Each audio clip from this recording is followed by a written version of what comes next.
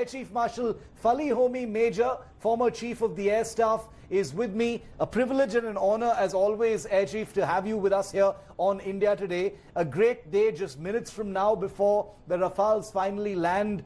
You've been Air Chief at a time when repeated efforts have been made, very strenuous efforts have been made to bring these modern jets in place. What's going through your mind, sir? It's finally here. Hello, Shiv. Thank you for having me over. Yes, the gust of wind, as it's called, is finally going to touch down on our soil very soon. And it sure has been a long journey, because I think it was 2007, around the same time when the RFP was signed for the MMRCA, as it was called then, the mother of all deals. It's been 13 years now when the first 5 of these wonderful aeroplanes will touch down in Ambala. Notwithstanding the fact that it has been a long journey, it is a tremendous beginning, even with 36 aircraft of this class, to enter service with the Indian Air Force, which desperately needs to beef up its squadron strength. And it is indeed a very proud day for the Indian Air Force to get this class of an aircraft.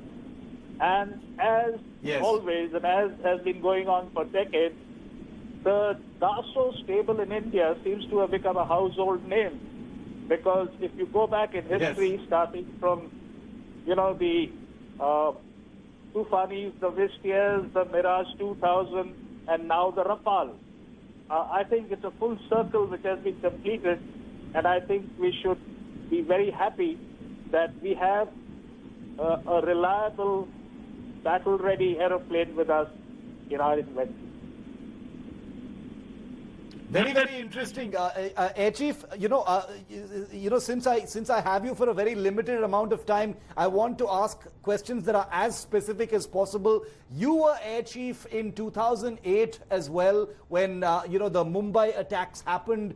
We all reported, all of us journalists reported how the Indian Air Force at that time, under your charge, had also been prepared to conduct strikes, retaliatory strikes within Pakistan at that time.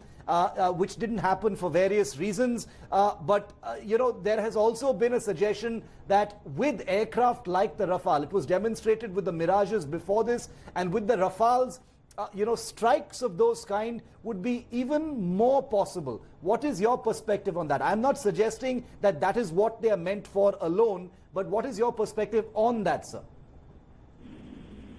The aircraft of the Rafale class are multi-role, swing-role aeroplanes, and they can be assigned for any task, whether it's full-scale war or a low-intensity conflict situation. And most certainly, with the excellent smart weapons, standoff precision weapons, which the Rafale has, a strike of that nature would be even that much more simpler, perhaps even without going anywhere near the line of control or the line of action, the line of control. Now,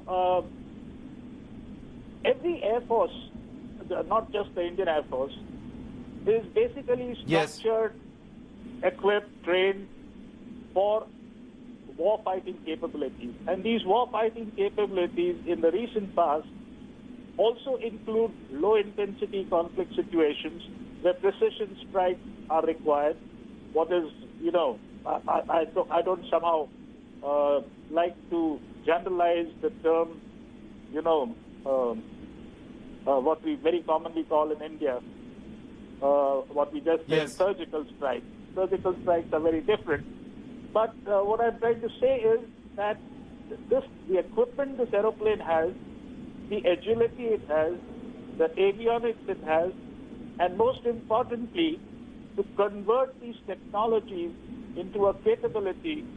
We have excellent and capable pilots, technicians, logisticians, and others in the Indian Air Force, which is their, core competence to handle such equipment. And I'm sure that any such situation like Bombay or later, Balakot or whatever, these kind of aeroplanes, if required, can be used. Okay, very, very important endorsement there from the Indian Air Force Chief about the capability that comes into play. Hello everyone, this is Rahul Kamal here. Hope you enjoyed this video.